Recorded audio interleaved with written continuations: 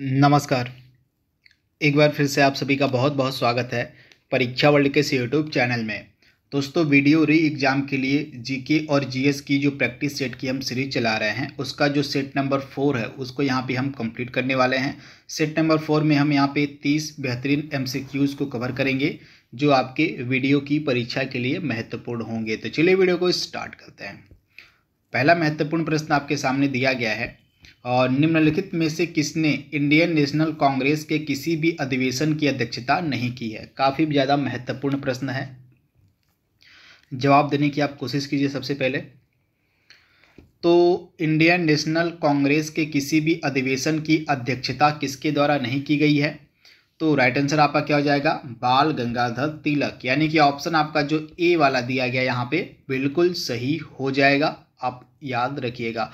बाल गंगाधर तिलक के बारे में कुछ चीज़ें मैं आपको बता देता हूँ जो कई बार एग्जाम में पूछ ली जाती हैं। सबसे पहले इनके द्वारा दो इम्पॉर्टेंट उत्सव की शुरुआत की गई थी जो बार बार एग्जाम में पूछे जाते हैं। कौन कौन से उत्सव, तो आप याद कर लीजिएगा। एक उत्सव स्टार्ट किया गया था गणपति उत्सव। गणपति उत्सव कब किया गया था इनके द्वारा, तो 1893 में। साथ में वर्ष भी आपको याद रखना है, 1893 में। और इसके अलावा एक और उत्सव था जिसका नाम था शिवाजी उत्सव। शिवाजी उत्सव की शुरुआत इन्होंने कब की थी, शिवाजी उत्सव की इन्होंने शुरुआत की थी 1895 में। तो ये दो इम्पोर्टेंट उत्सव जो है इनके द्वारा स्टार्ट किए गए थे।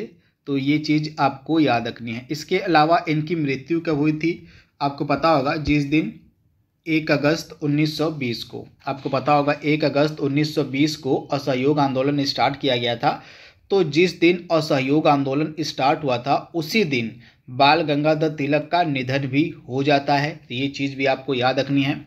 इसके अलावा इनके द्वारा होम रूल लीग आंदोलन को भी शुरू किया गया था और इन्होंने होम रूल लीग की भी स्थापना की थी। तो ये चीज़ भी आप याद रखिएगा। कब, तो इनके द्वारा जो होम रूल लीग थी उसकी स्थापना की गई थी 16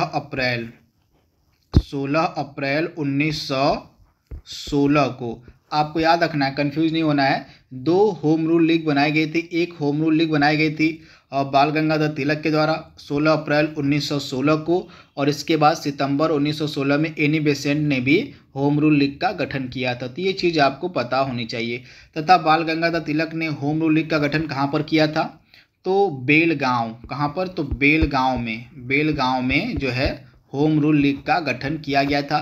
तथा बाल गंगाधर तिलक के होम रूल लीग के का स्थान कौन कौन सा, यानी कि इनका कार्यक्षेत्र कौन कौन सा था, तो कर्नाटक हो गया, महाराष्ट्र हो गया, मध्य प्रांत हो गया और बरार हो गया। ये सभी एरिया जो है इनके होम रूल लीग के कार्यक्षेत्र में आते थे। एक चीज़ आप ध्यान दीजिएगा, मैंने आपको महाराष्ट्र बताया तो महाराष्ट्र में सभी एरिया नहीं आते थे।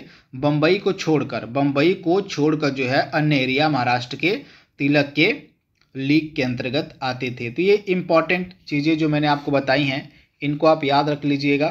काफ़ी महत्वपूर्ण चीज़ें मैंने आपको बताई हैं जो आपसे एग्जाम में डेफिनेटली पूछी जा सकती हैं। तो आगे बढ़ते हैं हम। इसके बाद इनके द्वारा कोई पत्र भी लिखा गया था, क्या बता सकते हैं कि बाल गंगाधर तिलक के द्वारा क्या कोई पत्र का भी प्रकाशन किया गया था। इसका जवाब आप कमेंट बॉक्स में दीजिएगा।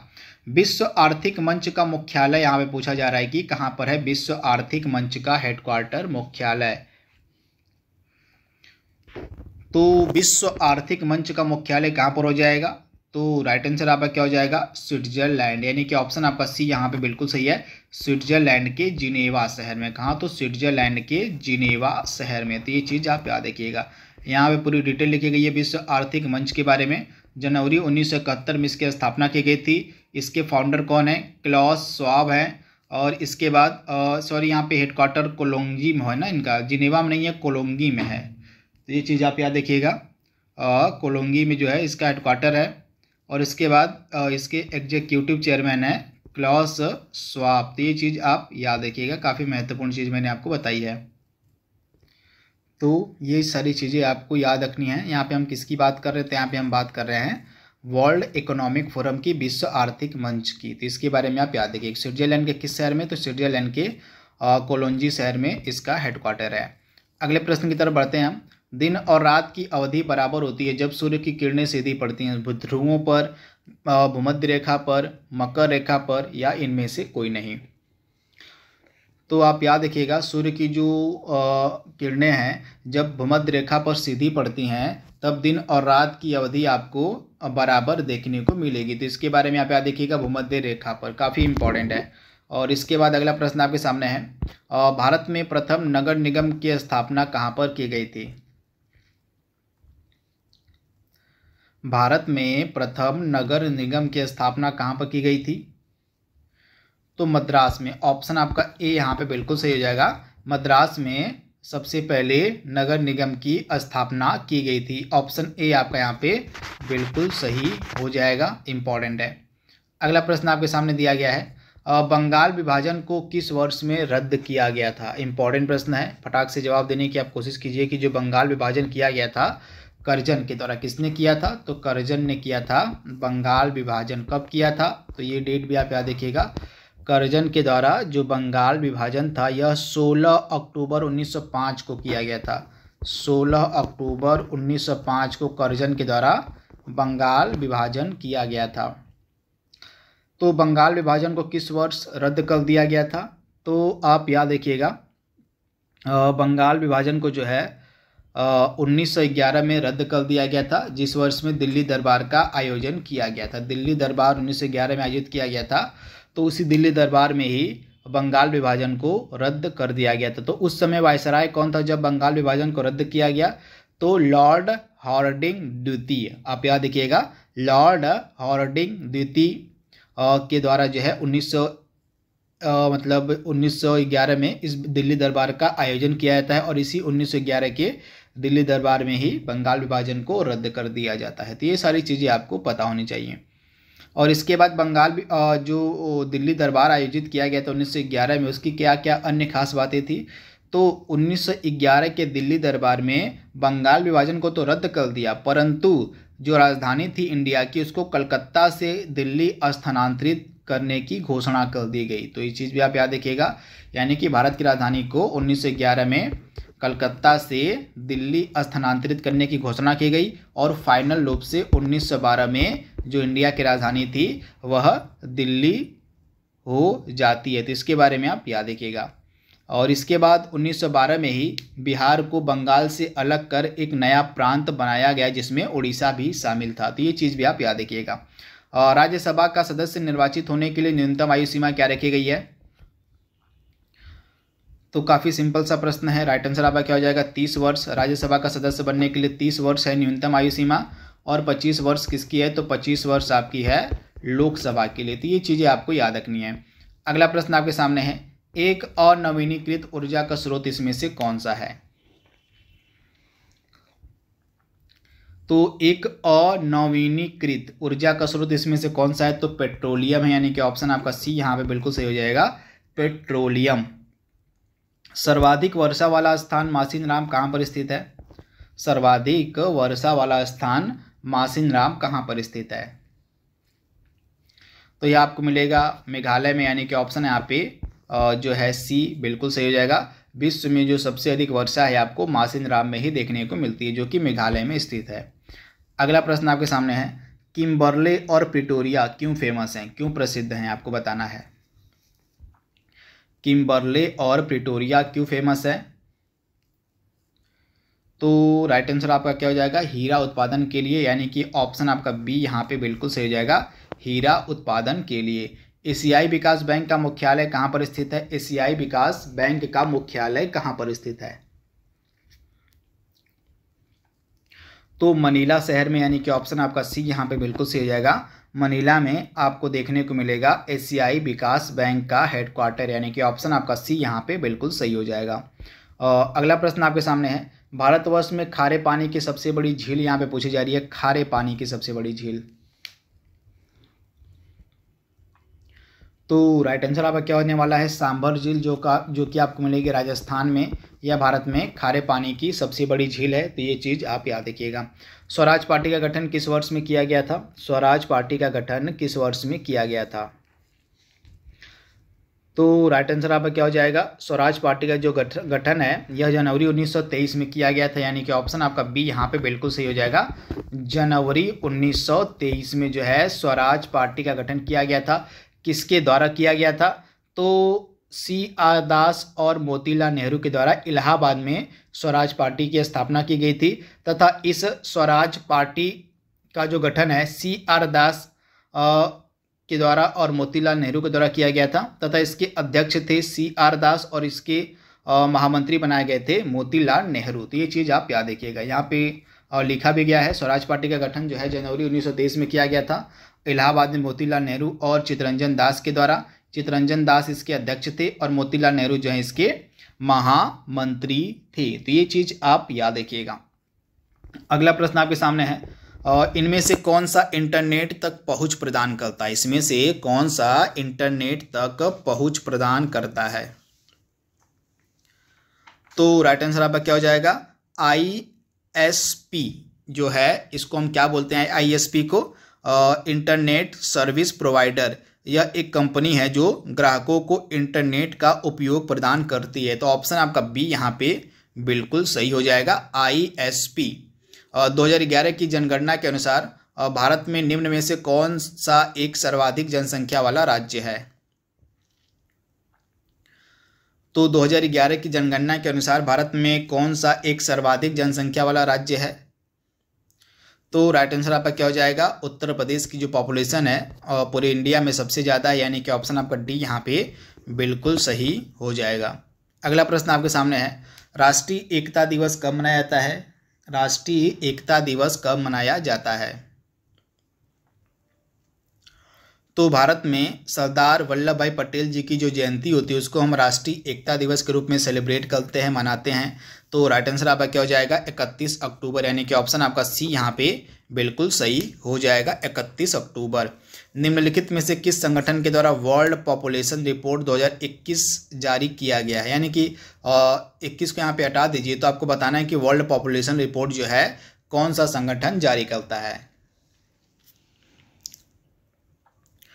तो किस संगठन के द्वारा वर्ल्ड पॉपुलेशन रिपोर्ट को का प्रकाशन होता है, तो संयुक्त राष्ट्र जनसंख्या कोष, यानी कि ऑप्शन आपका बी यहाँ पे बिल्कुल सही हो जाएगा, संयुक्त राष्ट्र जनसंख्या कोष। यह जो प्रश्न मैंने आपको 15वां बताया है, राष्ट्रीय एकता दिवस कब मनाया जाता है, 31 अक्टूबर को, यह सरदार वल्लभ भाई पटेल की जयंती है। तो कुछ इम्पॉर्टेंट लीडर्स जो हैं जिनकी जयंती को हम सेलिब्रेट करते हैं विभिन्न दिवस के रूप में, उनको देख लेते हैं। तो राष्ट्रीय खेल दिवस, हमारे खेल के जाने माने हॉकी के सुपरस्टार, हॉकी के जादूगर जिनको कहा जाता है हॉकी का जादूगर, मेजर ध्यानचंद्र, इनकी जो जयंती होती है 29 अगस्त को, इसको हम मनाते हैं राष्ट्रीय खेल दिवस के रूप में। तो इसके बारे में आप याद रखिएगा, राष्ट्रीय खेल दिवस के रूप में किसकी जयंती को हम मनाते हैं, तो मेजर ध्यानचंद्र की। इसके बाद राजीव गांधी की जो जयंती होती है 20 अगस्त को, उसको हम सद्भावना दिवस के रूप में मनाते हैं। और अटल बिहारी वाजपेयी की जयंती को हम 25 दिसंबर को सुशासन दिवस के रूप में मनाते हैं, गुड गवर्नेंस डे के रूप में मनाते हैं। सुभाष चंद्र बोस की जयंती 23 जनवरी को हम पराक्रम दिवस के रूप में मना रहे हैं। इसके अलावा श्रीनिवास रामानुजन की जो जयंती होती है उसको हम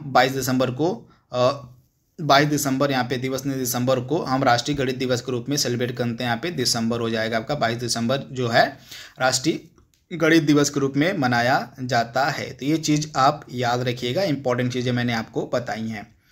इसके बाद आप याद रखिएगा शिक्षक दिवस भी आप याद रखिएगा। राधाकृष्णन, सर्वपल्ली राधाकृष्णन की जो जयंती होती है भारत में शिक्षक दिवस के रूप में मनाई जाती है, और यह कब होती है, तो 5 सितंबर को होती है। तो ये चीज़ भी आप याद रखिएगा। इसके बाद अगला प्रश्न आपके सामने दिया गया है, उत्तर प्रदेश का त्रिवेणी संगम निम्नलिखित नदियों में से किसके संगम का स्थान है, आपको बताना है, इंपॉर्टेंट प्रश्न है। तो गंगा, यमुना, सरस्वती, इन 3 नदियों का संगम जो है त्रिवेणी कहलाता है, यानी कि ऑप्शन आपका ए यहाँ पे बिल्कुल सही हो जाएगा, गंगा, यमुना, सरस्वती। राज्यसभा में कार्यवाहियों का संचालन कौन करता है। राज्यसभा में कार्यवाहियों का संचालन किसके द्वारा किया जाता है। तो राइट आंसर आपका क्या हो जाएगा, उपराष्ट्रपति जो हमारे वाइस प्रेसिडेंट होते हैं इनके द्वारा जो है राज्यसभा में कार्यवाहियों का संचालन किया जाता है। तो ऑप्शन जो आपका बी है यहाँ पे बिल्कुल सही हो जाएगा। जो हमारे उपराष्ट्रपति होते हैं ये राज्यसभा के सभापति कहलाते हैं। तो ये चीज़ आप याद रखिएगा। राज्यसभा को हम अपर हाउस के नाम से जानते हैं, यानी कि अपर हाउस के नाम से राज्यसभा को जाना जाता है। इसके बाद अगला प्रश्न आपके स्क्रीन पर दिया गया है, चमगादड़ जो है अंधेरे में भी उड़ सकते हैं क्योंकि उन्हें सहायता प्राप्त होती है किस अल्ट्रा वायलेट वेव से, या अल्ट्रासोनिक वेव से, या रेडिएशन से, या स्पेशल रेटिना से। किसकी सहायता से चमगादड़ जो है अंधेरे में उड़ सकते हैं? तो चमगादड़ जो है अंधेरे में किसकी सहायता से उड़ सकते हैं? तो ये जो है अल्ट्रासोनिक वेव, यानी कि ऑप्शन आपका जो बी है यहाँ पे बिल्कुल सही हो जाएगा। अल्ट्रासोनिक वेव की सहायता से जो चमगादड़ होते हैं ये अंधेरे में उड़ते हैं। तो ऑप्शन आपका बी यहाँ पे बिल्कुल सही है। एल्युमिनियम किस खनिज से प्राप्त की जाती है? एल्युमिनियम जो है किस खनिज से प्राप्त की जाती है? तो एल्यूमिनियम आपकी किस खनिज से प्राप्त की जाती है? तो बॉक्साइट आपका राइट आंसर हो जाएगा। ऑप्शन आपका सी यहाँ पे बिल्कुल सही हो जाएगा। बॉक्साइट से जो है एल्युमिनियम प्राप्त की जाती है। तो ऑप्शन आपका सी यहाँ पे बिल्कुल सही है। अगला प्रश्न आपकी स्क्रीन पर है, उत्तर प्रदेश में ललित कला अकादमी का क्षेत्रीय केंद्र कहाँ पर स्थित है? उत्तर प्रदेश में ललित कला अकादमी का जो क्षेत्रीय केंद्र है कहाँ पर स्थित है? तो यह आपको मिलेगा कहाँ पर? तो यह आपको मिलेगा लखनऊ में, यानी कि ऑप्शन जो आपका यहाँ पे लखनऊ वाला यानी कि ऑप्शन बी वाला यहाँ पे है बिल्कुल सही हो जाएगा। आप इसे याद रखिएगा। इनमें से कौन सा उत्तर प्रदेश में विश्वविद्यालय नहीं है? इनमें से कौन सा उत्तर प्रदेश में विश्वविद्यालय नहीं है? फटाक से जवाब देने की आप कोशिश कीजिए। इनमें से कौन सा उत्तर प्रदेश में विश्वविद्यालय नहीं है? तो इसका राइट आंसर क्या होने वाला है? इसमें से कौन सा विश्वविद्यालय आपको उत्तर प्रदेश में देखने को नहीं मिलेगा? तो राइट आंसर आपका क्या हो जाएगा? तो बरकतुल्लाह विश्वविद्यालय, यानी कि ऑप्शन आपका सी यहाँ पे बिल्कुल सही हो जाएगा।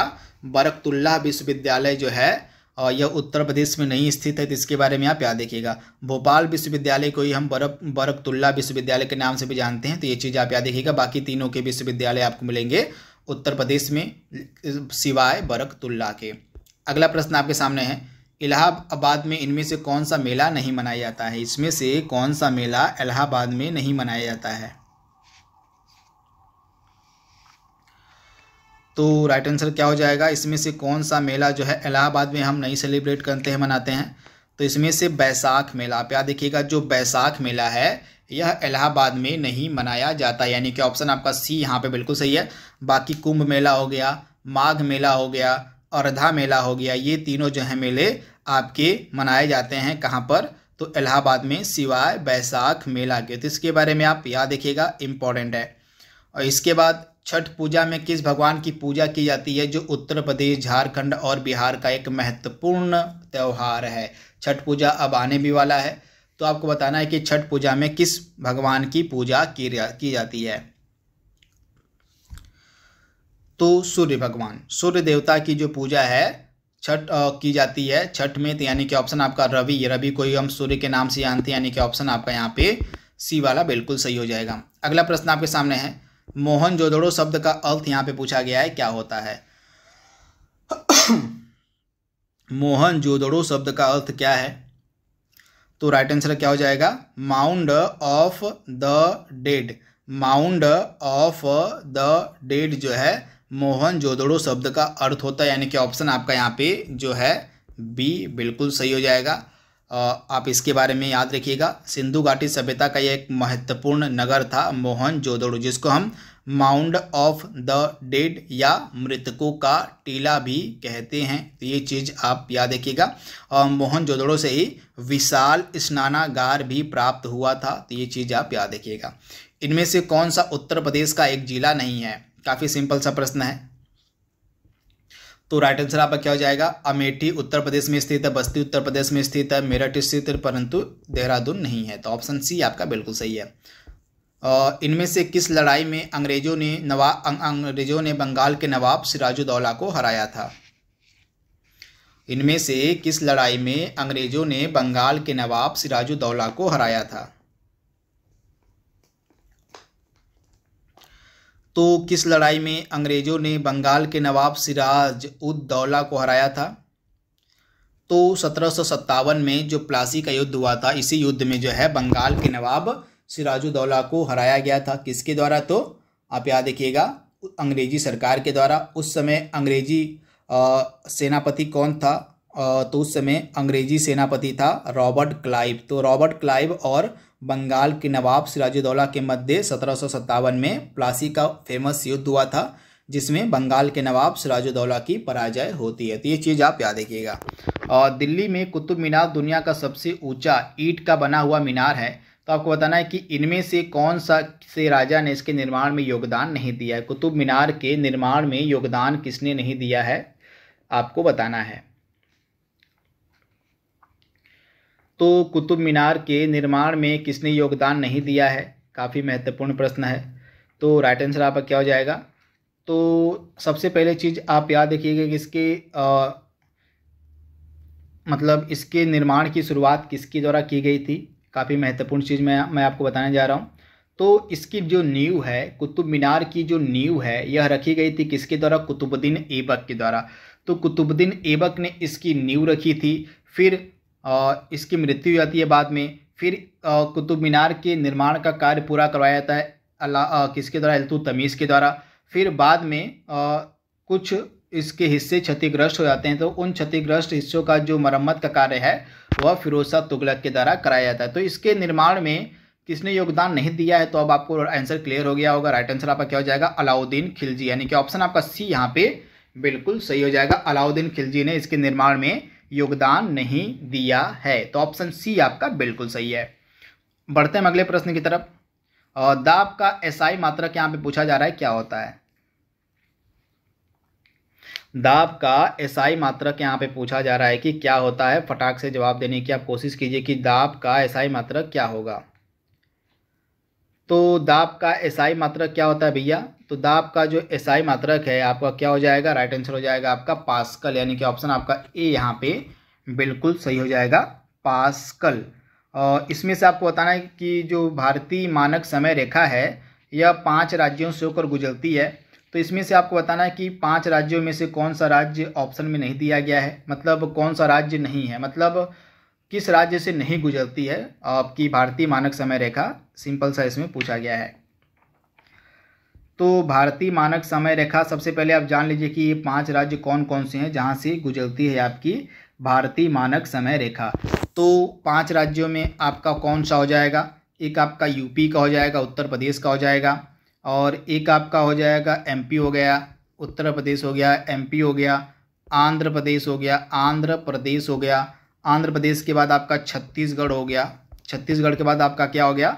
वो उड़ीसा हो गया। तो इन जो है आपके 5 राज्यों से भारतीय मानक समय रेखा गुजरती है। तो ये चीज़ आप याद रखिएगा। तो अब आपको आंसर क्लियर हो गया होगा कि बिहार से जो है भारतीय मानक समय रेखा नहीं गुजरती। तो ऑप्शन आपका सी यहाँ पे बिल्कुल सही हो जाएगा। तो उत्तर प्रदेश, मध्य प्रदेश, आंध्र प्रदेश, छत्तीसगढ़ और उड़ीसा से गुजरती है भारतीय मानक समय रेखा। तो इस प्रकार से 30 महत्वपूर्ण प्रश्नों को हमने यहाँ पे कवर किया है वीडियो के रेंज एग्जाम के लिए। इसके बाद एक और वीडियो हम शाम तक अपलोड करेंगे जिसमें हम हिंदी के भी 30 इंपॉर्टेंट प्रश्नों को प्रैक्टिस करेंगे। तो आज के लिए बस इतना ही। Thank you, thanks for watching, thank you.